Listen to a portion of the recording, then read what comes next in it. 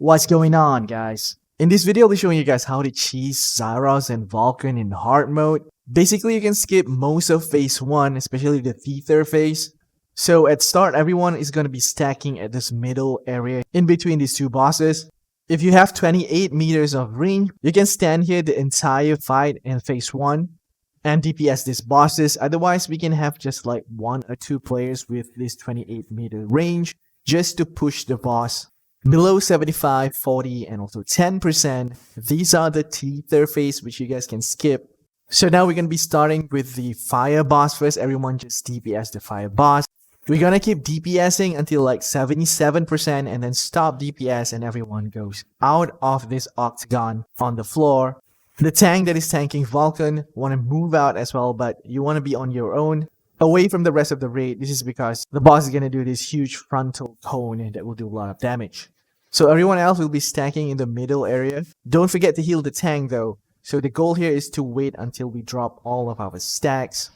And when all the stacks are gone, we just have to go in, keep DPSing, and our next target is 40%. Alright, here we'll need to avoid some of the fire boss mechanics, such as this meteor right here. There'll be other mechanics like the red circle on the floor where they're going to explode 3 times. The circle donut on the floor where you have to stand in the correct safe spot to avoid taking damage, as well as you have to do this block mechanic. The boss is going to do fury attack twice, so you just have to block twice. You'll see this text in the middle of your screen that says, "Let me roast you slowly in agony." That is basically the Thether phase, so if you guys are outside the octagon, you guys will be able to skip this phase. Range DPS that has 28 meters can DPS from outside and push. If you don't have the range DPS, you can always move in, put some dots on the boss, and then move out. And then move in again, put some dots on the boss, and move out. Keep doing this until the boss drops below 40%. Make sure you're outside of the octagon though when the boss is transitioning to this Thether phase where you see this text, "Let me roast you in agony." Alright, now we're going to be dropping our stacks and go back in and finish off the fire boss. Once the fire boss is dead, now we just switch to the ice boss. We're going to be doing the same thing now. Move in and move out at 75, 40, and 10%, with the exception of 50%. We have to save our cooldown for this to break the ice shield. Alright, now slow DPS at 77%. Everyone moves out. Push the boss to 75% and you'll see the word freeze, which indicates that the boss is going to do the Thether phase. After that, same thing, drop your stacks and then move into DPS the boss again. Now you have to save your cooldown for that 50% ice shield. Depending on your group DPS, if you don't have enough DPS, you can always pop Rowan's DPS ability, because this ability is going to be up again in phase 2 where you need to use it on the orbs. Alright, now when the boss HP is about to reach 40%, everyone moves out. Push the boss below 40% while everyone is outside the octagon and you see the word freeze. Then drop your stacks, move in, and keep repeating this process until we hit 10%, and finally you can kill the boss.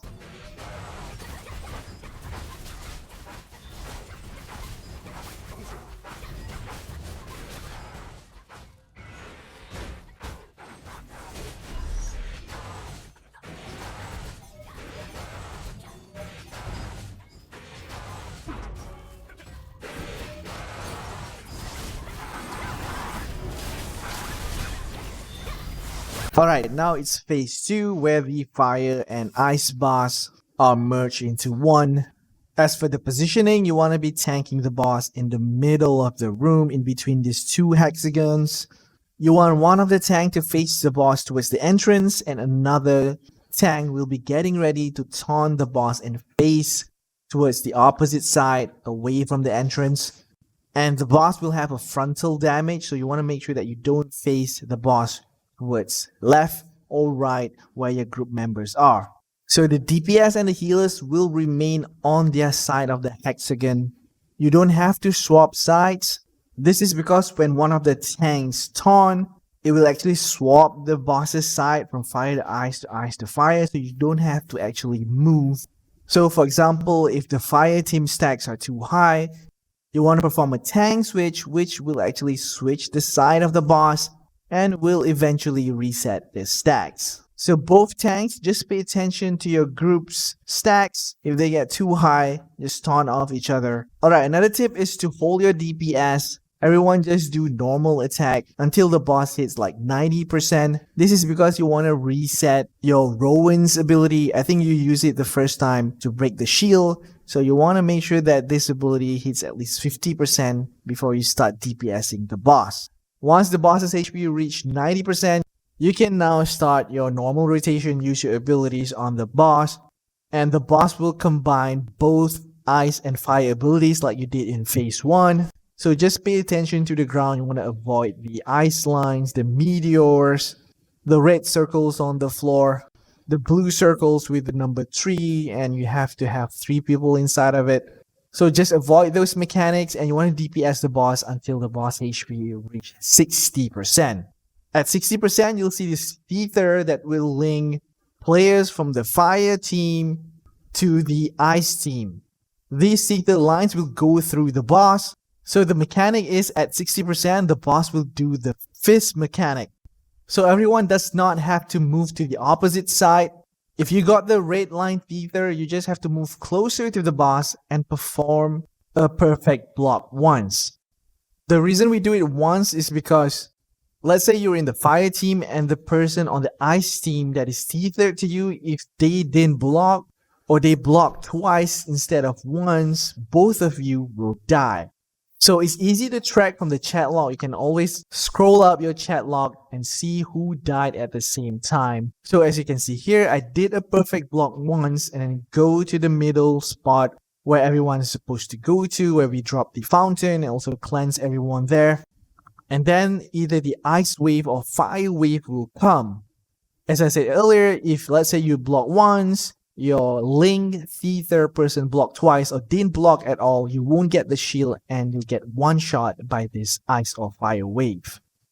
You used to be able to block this ice or fire wave just by holding block, but AGS and NCSoft already removed this. You can no longer block this ice or fire wave. You just have to do the mechanic correctly, which means the person on the fire team has to block once, and the person being tethered to you have to block once as well. If you decided to do blocking twice, which is way harder, both link or tethered person have to actually block twice. So it's unfortunate that me and the other person tethered to didn't sync our block correctly, and both of us ended up dying, and some other people ended up dying as well. So that's all the mechanic for this boss. You just have to keep moving and avoiding things on the floor, especially the meteors.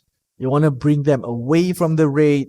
And one more important mechanic is the orbs. You see these orbs spawning on the floor. The best way to counter this is to use Rowan's ability. As I said earlier, we stop DPS at the start of phase 2 to have the cooldown of this Rowan's ability back. So as you can see here, when the orbs spawn, you just use this ability which will one-shot all the orbs, so you can basically skip all this orbs mechanic and continue DPSing the boss.